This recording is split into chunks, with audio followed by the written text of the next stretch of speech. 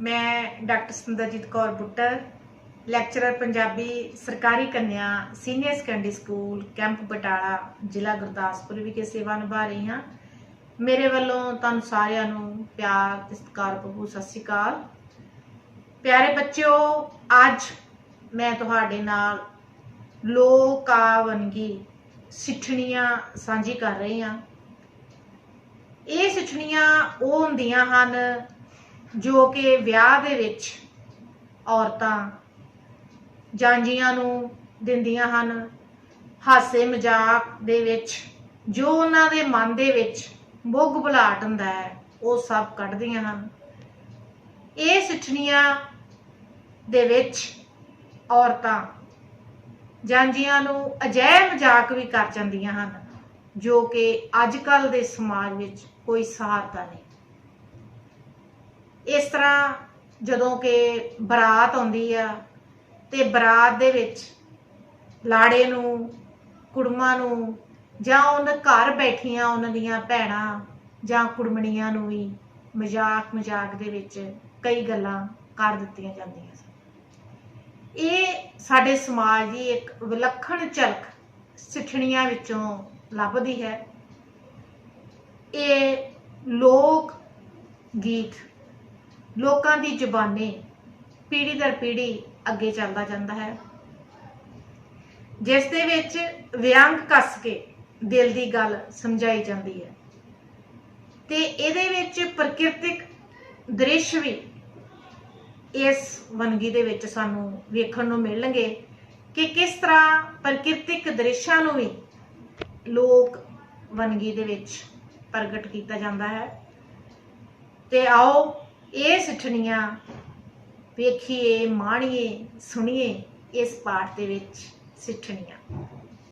ਪਿਆਰੇ ਬੱਚਿਓ, ਆਓ ਅੱਜ ਅਸੀਂ ਉਹਨਾਂ ਸਿੱਠਣੀਆਂ ਨੂੰ ਸਾਂਝੀਆਂ ਕਰੀਏ ਤੁਹਾਡੇ ਨਾਲ ਜਿਹੜੀਆਂ ਕਿ ਸਾਡੇ ਅਜੋਕੇ ਸਮਾਜ ਵਿੱਚੋਂ ਵਿਸਰ ਗਈਆਂ ਹਨ। ਬਹੁਤ ਘੱਟ ਪਰਿਵਾਰ ਹੋਣਗੇ ਜਿੱਥੇ ਕਿ ਵਿਆਹਾਂ ਦੇ ਵਿੱਚ ਖੁਸ਼ੀਆਂ ਸਾਂਝੀਆਂ ਕਰਨ ਦੇ ਲਈ ਜਾਂਜੀਆਂ ਨੂੰ ਜਾਂ ਆਲੇ ਦੁਆਲੇ ਆਂਢ ਗੁਆਂਢ ਨੂੰ ਸਿੱਠਣੀਆਂ ਦੇ ਕੇ ਦਿਲ ਦੀ ਗੱਲ ਕਹੀ ਜਾਂਦੀ ਹੈ ਜਾਂ ਮਖੌਲ ਕੀਤਾ ਜਾਂਦਾ। ਹੁਣ ਤਾਂ ਜ਼ਮਾਨਾ ਹੋਰ ਆ ਗਿਆ, ਪਰ ਆਓ ਤੁਹਾਨੂੰ ਉਸ ਸੱਭਿਆਚਾਰ ਨਾਲ ਜੋੜੀਏ ਜਿਹੜਾ ਕਿ ਤੁਹਾਡੇ ਸਿਲੇਬਸ ਵਿੱਚ ਵੀ ਹੈ ਤੇ ਤੁਹਾਡੇ ਸੱਭਿਆਚਾਰ ਵਿੱਚ ਵੀ। ਜਾਂਜੀ ਉਸ ਪਿੰਡੋਂ ਆਏ ਜਿੱਥੇ ਰੁੱਖ ਵੀ ਨਾ, ਜਾਂਜੀ ਉਸ ਪਿੰਡੋਂ ਆਏ ਜਿੱਥੇ ਰੁੱਖ ਵੀ ਨਾ, ਇਹਨਾਂ ਦੇ ਤੌੜਿਆਂ ਵਰਗੇ ਮੂੰਹ ਤੇ ਮੁੱਛ ਵੀ ਨਾ, ਇਹਨਾਂ ਦੇ ਤੌੜਿਆਂ ਵਰਗੇ ਮੂੰਹ ਤੇ ਮੁੱਛ ਵੀ ਨਾ, ਜਾਂਜੀ ਉਸ ਪਿੰਡੋਂ ਆਏ ਜਿੱਥੇ ਤੂਤ ਵੀ ਨਾ, ਜਾਂਜੀ ਉਸ ਪਿੰਡੋਂ ਆਏ ਜਿੱਥੇ ਤੂਤ ਵੀ ਨਾ, ਇਹਨਾਂ ਦੇ ਖੱਪੜਾਂ ਵਰਗੇ ਮੂੰਹ ਤੇ ਰੂਪ ਵੀ ਨਾ, ਇਹਨਾਂ ਦੇ ਖੱਪੜਾਂ ਵਰਗੇ ਮੂੰਹ ਤੇ ਰੂਪ ਵੀ ਨਾ, ਜਾਂਜੀ ਉਸ ਪਿੰਡੋਂ ਆਏ ਜਿੱਥੇ ਟਾਹਲੀ ਵੀ ਨਾ, ਜਾਂਜੀ ਉਸ ਪਿੰਡੋਂ ਆਏ ਜਿੱਥੇ ਟਾਹਲੀ ਵੀ ਨਾ, ਇਹਨਾਂ ਦੇ ਪੀਲੇ ਡੱਡੂ ਮੂੰਹ ਤੇ ਲਾਲੀ ਵੀ ਨਾ, ਇਹਨਾਂ ਦੇ ਪੀਲੇ ਡੱਡੂ ਮੂੰਹ ਤੇ ਲਾਲੀ ਵੀ ਨਾ।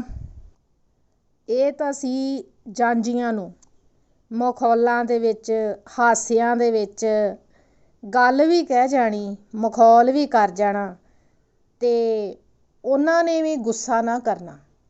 ਇਹੋ ਹੀ ਸਾਡਾ ਸੱਭਿਆਚਾਰ, ਸਾਂਝ ਪੰਜਾਬ ਦੀ ਦੇਖੇ। ਇਸੇ ਤਰ੍ਹਾਂ ਜਦੋਂ ਜਾਂਜੀ ਆ ਜਾਣੇ ਤੇ ਉਹਨਾਂ ਨੂੰ ਮਖੌਲ ਕਰਨਾ, ਲਾੜੇ ਨੂੰ ਮਖੌਲ ਕਰਨਾ, ਵੇਖੋ ਇਸ ਦਾ ਨਮੂਨਾ। 12 ਮਹੀਨੇ ਅਸਾਂ ਤੱਕਣ ਤੱਕਿਆ, 12 ਮਹੀਨੇ ਅਸਾਂ ਤੱਕਣ ਤੱਕਿਆ, ਫਿਰ ਵੀ ਲਾੜਾ ਤੁਸੀਂ ਕਾਲਾ ਹੀ ਰੱਖਿਆ, ਫਿਰ ਵੀ ਲਾੜਾ ਤੁਸੀਂ ਕਾਲਾ ਹੀ ਰੱਖਿਆ, ਸਾਬਣ ਲਾਣਾ ਸੀ, ਸਾਬਣ ਲਾਣਾ ਸੀ ਨ ਲੱਜਿਓ ਲੱਜ ਤੁਹਾਨੂੰ ਨਹੀਂ, ਨ ਲੱਜਿਓ ਲੱਜ ਤੁਹਾਨੂੰ ਨਹੀਂ। ਫਿਰ ਦੇਖੋ ਲਾੜੇ ਨੂੰ ਮਖੌਲ। ਹੁਣ ਦੇ ਜ਼ਮਾਨੇ ਵਿੱਚ ਜੇਕਰ ਲਾੜੇ ਨੂੰ, ਵਿਆਹੁਣ ਆਏ ਲਾੜੇ ਨੂੰ ਅਜਿਹੀ ਗੱਲ ਕੀਤੀ ਜਾਵੇ ਤਾਂ ਫਿਰ ਤੁਸੀਂ ਸੋਚੋ ਕਿ ਕੀ ਸਥਿਤੀ ਹੋਵੇਗੀ। ਇਹ ਸਾਡੇ ਸੱਭਿਆਚਾਰ, ਪੁਰਾਣੇ ਸੱਭਿਆਚਾਰ ਦੀ ਖਾਸ ਗੱਲ ਸੀ ਕਿ ਉਹਨਾਂ ਦੇ ਖੁੱਲ੍ਹੇ ਦਿਲ, ਕਿਸੇ ਵੀ ਗੱਲ ਦਾ, ਮਖੌਲ ਦਾ ਉਹ ਗੁੱਸਾ ਨਹੀਂ ਸੀ ਕਰਦੇ।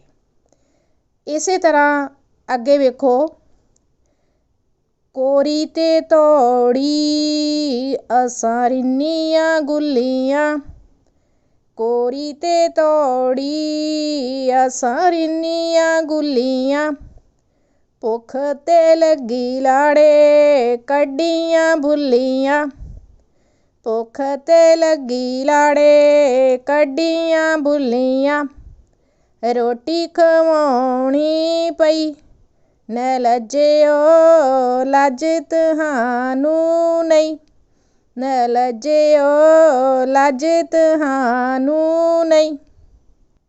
ਅੱਗੇ ਵੇਖੋ ਸਿੱਠਣੀਆਂ ਦੇ ਰੂਪ ਵਿੱਚ ਇੱਕ ਹੋਰ ਦ੍ਰਿਸ਼।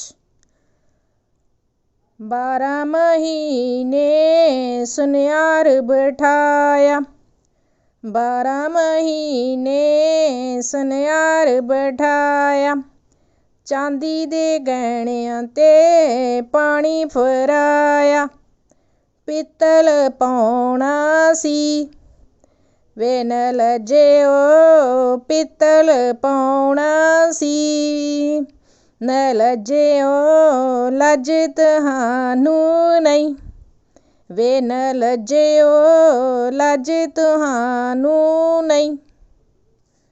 ਵਿਆਹ ਦੇ ਵਿੱਚ ਜੇ ਕੋਈ ਬਰਾਤ ਵਾਜੇ ਗਾਜੇ ਤੋਂ ਬਗੈਰ ਆਉਂਦੀ ਤਾਂ ਮੇਲਣਾ ਉਸ ਨੂੰ ਸਿੱਠਣੀਆਂ ਦਿੰਦੀਆਂ।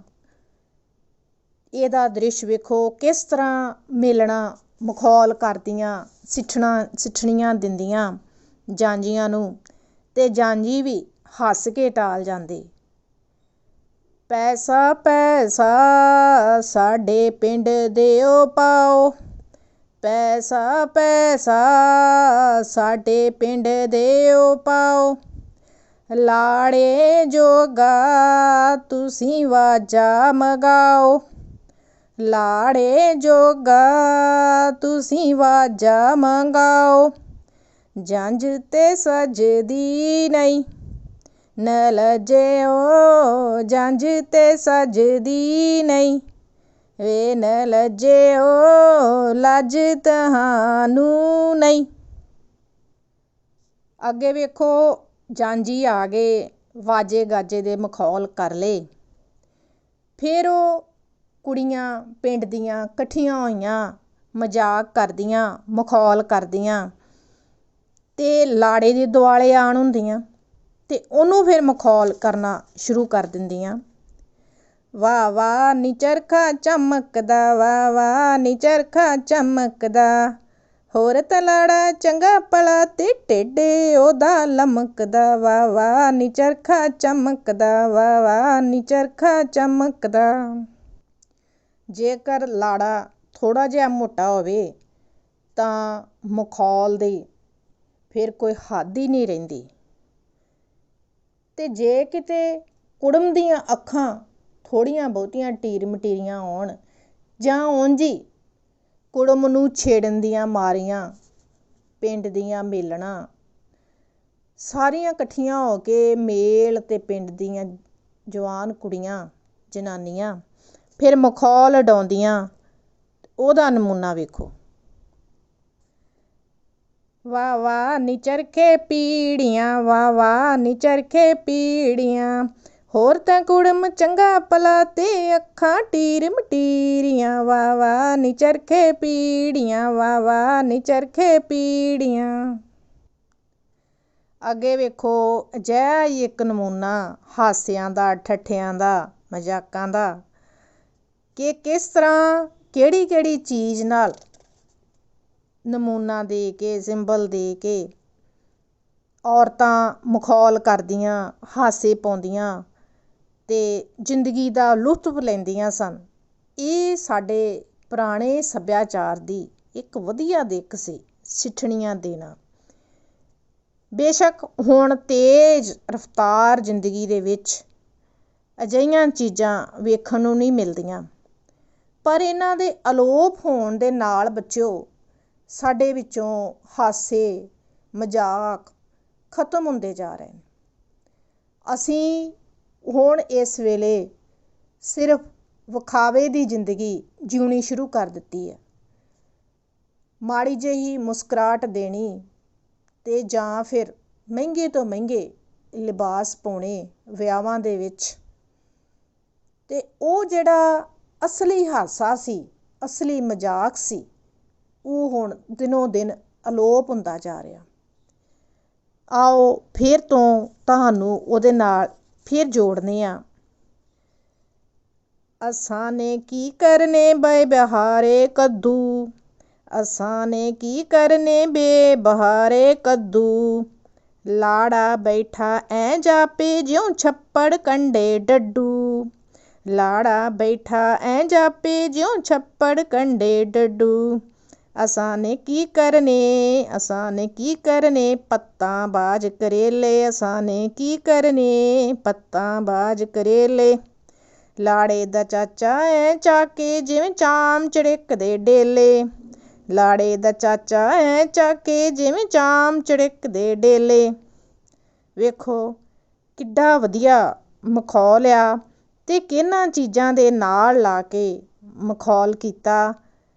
ਅਤੇ ਉਦੋਂ ਦਾ ਸਮਾਜ ਇਹ ਸੀ ਕਿ ਕਿਸੇ ਵੀ ਗੱਲ ਦਾ ਗੁੱਸਾ ਨਹੀਂ। ਅੱਗੇ ਵੇਖੋ ਜਾਂਝੀਆਂ ਨੂੰ ਮਖੌਲ ਕਿ ਕਿਸ ਤਰ੍ਹਾਂ ਉਹ ਖਾਂਦੇ ਨੇ। ਜਦੋਂ ਉਹਨਾਂ ਨੂੰ ਖਾਣਾ ਪਰੋਸਿਆ ਜਾਂਦਾ ਅਤੇ ਪਿੰਡ ਦੀਆਂ ਜਿਹੜੀਆਂ ਕੁੜੀਆਂ ਵਾ ਜਾਂ ਸਿੱਠਣੀਆਂ ਦੇਣ ਵਾਲੀਆਂ ਜਨਾਨੀਆਂ ਇਕੱਠੀਆਂ ਹੋ ਕੇ ਫਿਰ ਉਹਨਾਂ ਦਾ ਮਖੌਲ ਕਿਸ ਤਰ੍ਹਾਂ ਡਾਉਂਦੀਆਂ ਨੇ।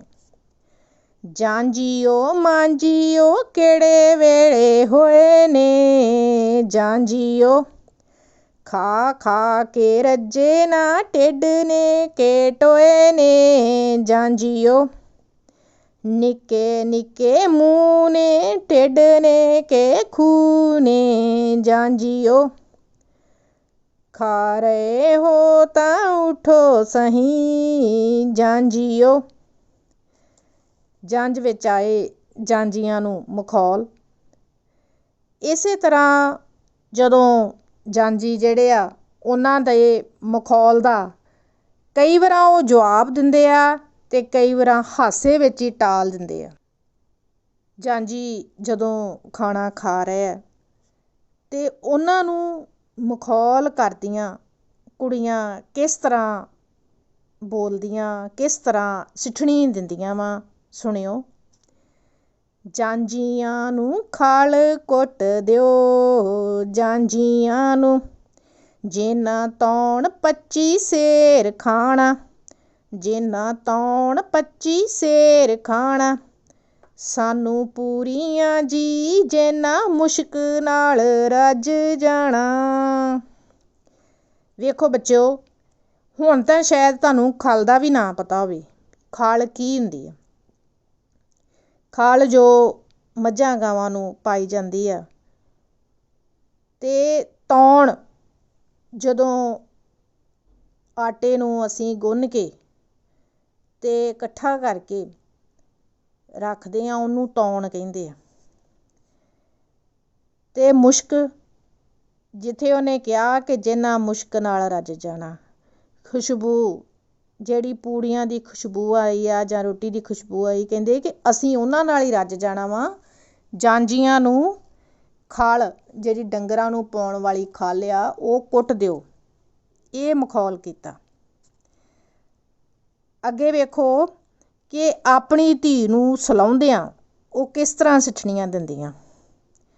ਬੀਬੀ ਲਾਡਲੀ ਨੀ ਰੋਟੀ ਪਿੱਛੋਂ ਮੰਗੇ ਖੀਰ, ਬੀਬੀ ਲਾਡਲੀ ਬੀਬੀ ਦਾ ਬਾਪੂ ਐ ਬੈਠਾ ਜਿਉਂ ਰਾਜਿਆਂ ਵਿੱਚ ਵਜ਼ੀਰ, ਬੀਬੀ ਲਾਡਲੀ।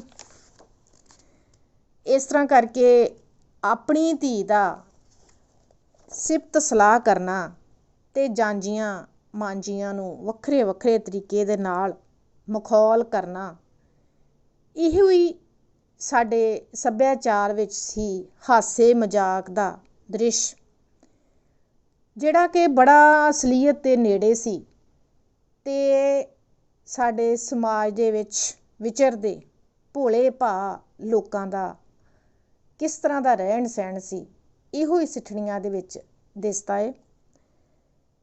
ਅੱਗੇ ਵੇਖੋ ਕਿ ਕਿਸ ਤਰ੍ਹਾਂ ਕੁੜਮ ਨੂੰ ਮਖੌਲ ਕਰਦੀਆਂ ਸਾਰੀਆਂ ਜਨਾਨੀਆਂ ਇਕੱਠੀਆਂ ਹੋ ਕੇ ਸਿੱਠਣੀਆਂ ਦੇ ਰੂਪ ਵਿੱਚ। ਇਹ ਸਿੱਠਣੀ ਦਾ ਨਮੂਨਾ। ਸਭ ਗੈਸ ਬੁਝਾ ਦਿਓ ਜੀ, ਸਾਡਾ ਕੁੜਮ ਬੈਟਰੀ ਵਰਗਾ। ਸਭ ਗੈਸ ਬੁਝਾ ਦਿਓ ਜੀ, ਸਾਡਾ ਕੁੜਮ ਬੈਟਰੀ ਵਰਗਾ। ਸਭ ਮਿਰਚਾਂ ਕੋਟੋ ਜੀ, ਸਾਡਾ ਕੁੜਮ ਕੋਟਣੇ ਵਰਗਾ। ਸਭ ਮਿਰਚਾਂ ਕੋਟੋ ਜੀ, ਸਾਡਾ ਕੁੜਮ ਕੋਟਣੇ ਵਰਗਾ। ਮਣ ਮਣ ਮੱਕੀ ਪਿਆ ਲਓ ਜੀ, ਸਾਡਾ ਕੁੜਮ ਵੈੜ ਕੇ ਵਰਗਾ। ਮਣ ਮੱਕੀ ਪਿਆ ਲਓ ਜੀ, ਸਾਡਾ ਕੁੜਮ ਵੈੜ ਕੇ ਵਰਗਾ। ਇਸ ਤਰ੍ਹਾਂ ਕਰਕੇ ਵੇਖੋ ਕਿ ਕੁੜਮ ਨੂੰ ਵੀ ਮਖੌਲ ਕੀਤਾ, ਕੁੜਮ ਨੂੰ ਵੀ ਸਿੱਠਣੀ ਦਿੱਤੀ, ਪਰ ਕੁੜਮ ਨੇ ਕੋਈ ਗੁੱਸਾ ਨਹੀਂ ਮਨਾਇਆ। ਉਹ ਸੋਚਦੇ ਸਨ ਕਿ ਇਹ ਵੇਲਾ ਵਾ ਇਹਨਾਂ ਦਾ ਸਿੱਠਣੀਆਂ ਦੇਣ ਦਾ, ਮਖੌਲ ਉਡਾਉਣ ਦਾ, ਹਾਸੇ ਮਜ਼ਾਕ ਕਰਨ ਦਾ, ਤੇ ਇਹ ਸਮਾਂ ਗੁੱਸੇ ਦਾ ਨਹੀਂ।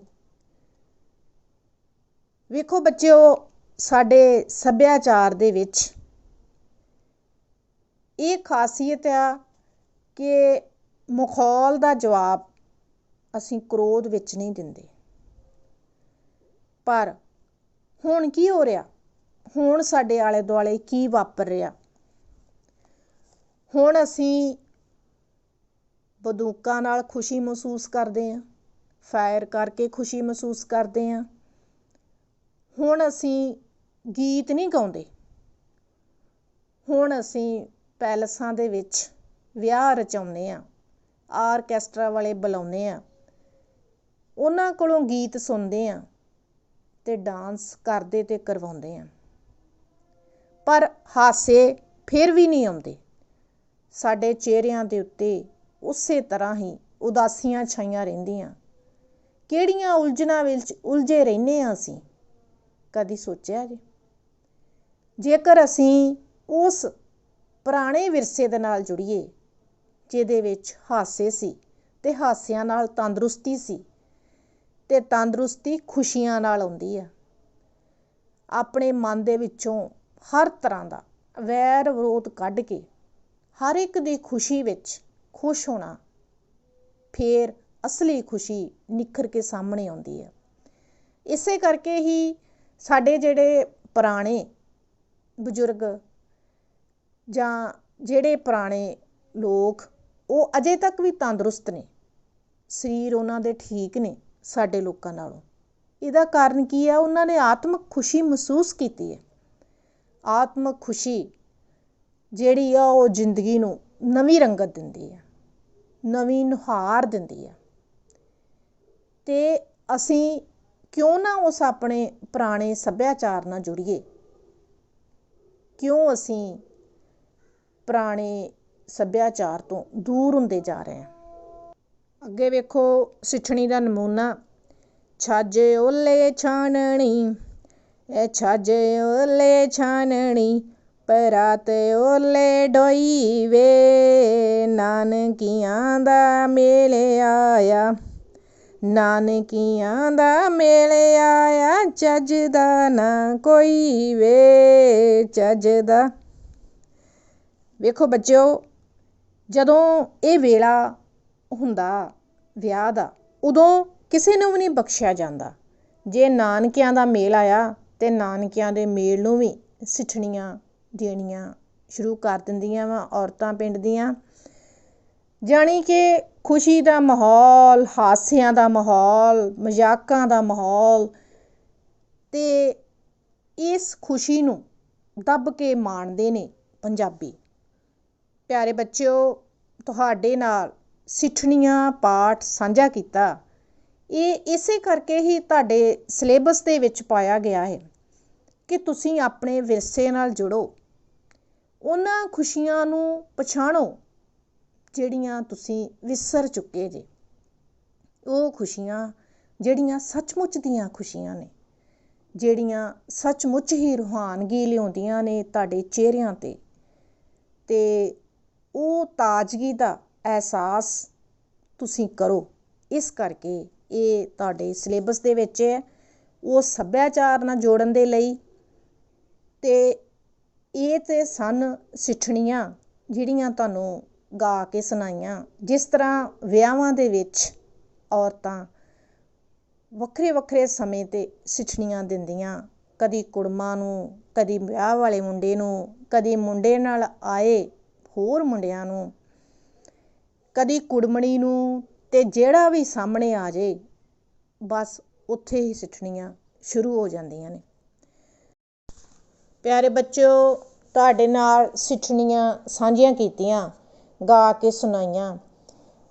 ਵੇਖੋ ਬੱਚਿਓ, ਸਿਲੇਬਸ ਦੇ ਹਿਸਾਬ ਨਾਲ ਜੇਕਰ ਤੁਹਾਨੂੰ ਇਹਦੇ ਸਰਲ ਅਰਥ ਆ ਜਾਂਦੇ ਆ, ਅਤੇ ਤੁਸੀਂ ਕਿਸ ਤਰ੍ਹਾਂ ਸਰਲ ਅਰਥ ਲਿਖਣੇ ਆ ਵੱਖਰੇ ਵੱਖਰੇ ਕਾਵਿ ਟੋਟੇ ਦੇ, ਇਹ ਤੁਸੀਂ ਲਿਖੋਗੇ ਕਿ ਕੋਈ ਵੀ ਕਾਵਿ ਟੋਟਾ ਆ ਜਾਂਦਾ ਕਿ ਇਹ ਕਾਵਿ ਟੋਟਾ ਸਾਡੀ ਲਾਜ਼ਮੀ ਪੰਜਾਬੀ 11ਵੀਂ ਪਾਠ ਪੁਸਤਕ ਵਿੱਚ ਦਰਜ ਲੋਕ ਗੀਤ ਸਿੱਠਣੀਆਂ ਵਿੱਚੋਂ ਲਿਆ ਗਿਆ ਹੈ।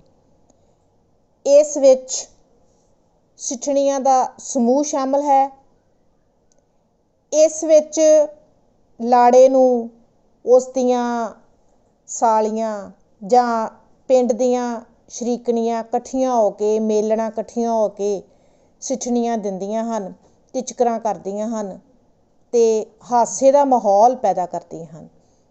ਇਸ ਤਰ੍ਹਾਂ ਪ੍ਰਸੰਗ ਲਿਖਣਾ, ਅਤੇ ਵਿਆਖਿਆ ਜਿਹੜੀ ਆ ਉਹ ਹਰ ਇੱਕ ਕਾਵਿ ਟੋਟੇ ਦੀ ਉਸ ਦੇ ਵਿੱਚ ਜੋ ਲਿਖਿਆ ਵਾ ਉਹਨੂੰ ਵਾਰਤਕ ਰੂਪ ਵਿੱਚ ਤੁਸੀਂ ਲਿਖਣਾ। ਜਿਸ ਤਰ੍ਹਾਂ ਉਦਾਹਰਨ ਦੇ ਤੌਰ 'ਤੇ ਅਸੀਂ ਇਹੋ ਹੀ ਲੈ ਲੈਂਦੇ ਹਾਂ ਕਿ 12 ਮਹੀਨੇ ਅਸਾਂ ਤੱਕਣ ਤੱਕਿਆ, ਫਿਰ ਵੀ ਲਾੜਾ ਤੁਸੀਂ ਕਾਲਾ ਹੀ ਰੱਖਿਆ, ਸਾਬਣ ਲਾਣਾ ਸੀ, ਸਾਬਣ ਲਾਣਾ ਸੀ, ਨਾ ਲੱਜਿਓ ਲੱਜ ਤੁਹਾਨੂੰ ਨਹੀਂ।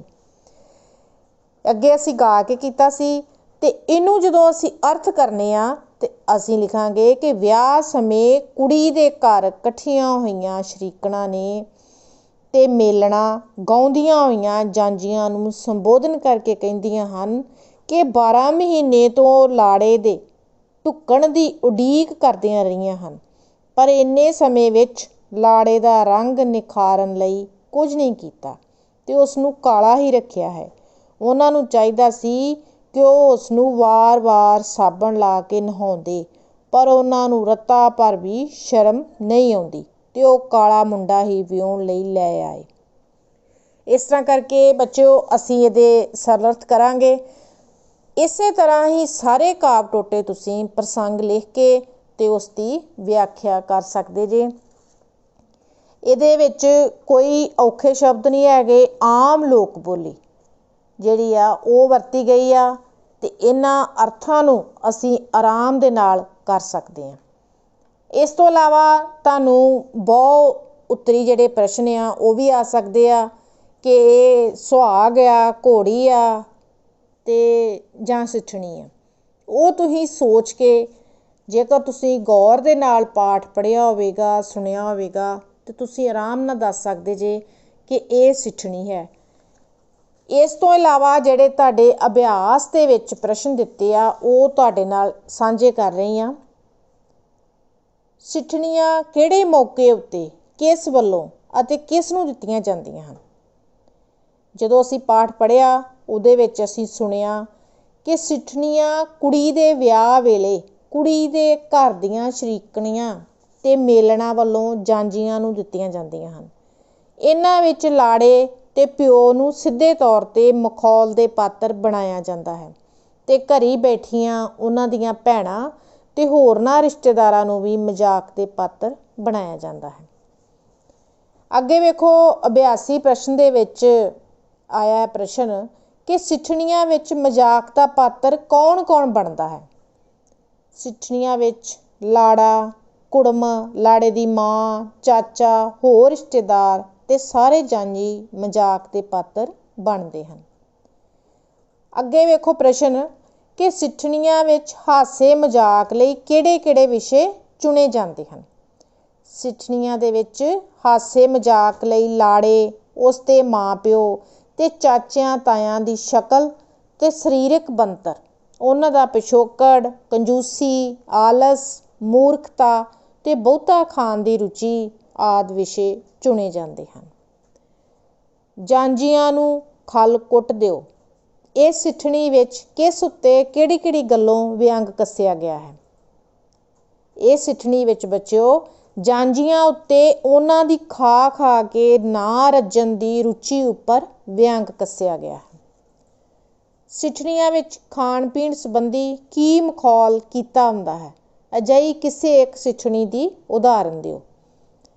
ਸਿੱਠਣੀਆਂ ਦੇ ਵਿੱਚ ਲਾੜੇ ਤੇ ਜਾਂਝੀਆਂ ਦੇ ਘਰੋਂ ਭੁੱਖੇ ਹੋਣ ਤੇ ਜੰਝ ਵਿੱਚ ਬਹੁਤਾ ਖਾਣ ਦੀਆਂ ਰੁਚੀਆਂ ਉੱਪਰ ਵਿਅੰਗ ਕੀਤਾ ਹੁੰਦਾ ਹੈ। ਉਦਾਹਰਨ ਵੇਖੋ, ਥੋੜਾ ਥੋੜਾ ਖਾਇਓ ਜੀ, ਗਲੀਆਂ ਨਾ ਤਰਕਾਇਓ ਜੀ। ਅਗਲਾ ਪ੍ਰਸ਼ਨ ਵੇਖੋ ਕਿ ਜਾਂਝੀਆਂ ਦੀ ਲਾਜ ਦੇ ਭਾਵ ਨੂੰ ਕਿਹੜੀ ਗੱਲ ਕਹਿ ਕੇ ਟੁੰਬਿਆ ਗਿਆ ਹੈ। ਜਾਂਝੀਆਂ ਦੀ ਲਾਜ ਨੂੰ ਲਾੜੇ ਦੇ ਕਾਲੇ ਰੰਗ, ਕਰੂਪਤਾ, ਭੁੱਖ, ਬਿਨਾਂ ਵਾਜਿਓਂ ਆਉਣ ਤੇ ਵਰੀ ਵਿੱਚ ਨਕਲੀ ਗਹਿਣੇ ਲਿਆਉਣ ਦੀਆਂ ਗੱਲਾਂ ਕਹਿ ਕੇ ਟੁੰਬਿਆ ਗਿਆ ਹੈ। ਸਿੱਠਣੀਆਂ ਵਿੱਚ ਕਿਹੜੇ-ਕਿਹੜੇ ਪ੍ਰਕਿਰਤਿਕ ਹਵਾਲੇ ਮਿਲਦੇ ਹਨ।